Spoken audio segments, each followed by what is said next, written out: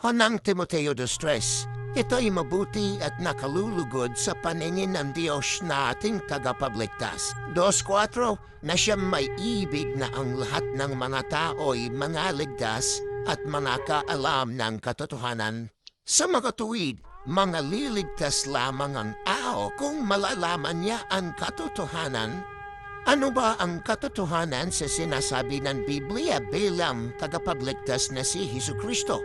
Relasyon ba sa Panginoon ang makapagliligtas o may relihiyong naililigtas? Efeso 5:23, sapagkat ang lalaki ay pangulo ng kanyang asawa, gaya naman ni Kristo na pangulo ng iglesia, na siya rin ang tagapagligtas ng katawan. Ano po ba ang ibig sabihin ng katawan sa Biblia ang ililigtas ni Jesucristo?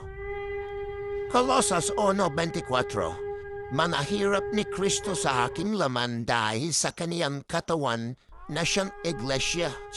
Sa madaling salita, ang ililigtas ng Panginoon ay ang kanyang katawan at ang katawan na ito ay ang iglesia o simbahan. Ngunit ang mga tao ay nalilito sa panahon natin ngayon dahil sa di mabilang ang mga iba't ibang mga pangalan ng simbahan o iglesia.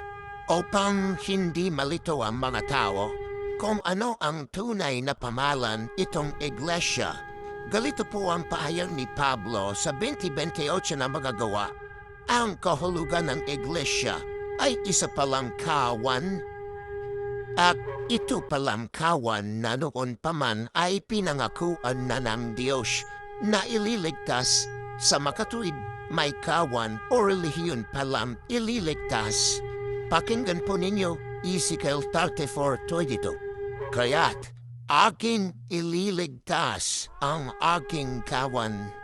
At alam niyo ba kung ano ang tunay na pangalan sa kawan na ito? Si Apostol Pedro lamang ang makakapagpatunay kung ano ang tamang pangalan sa kawan na ito. Unang Pedro 5:2, pamalagaan ninyo ang kawan ng Diyos. Sa wikang Ingles, feed the flock of God.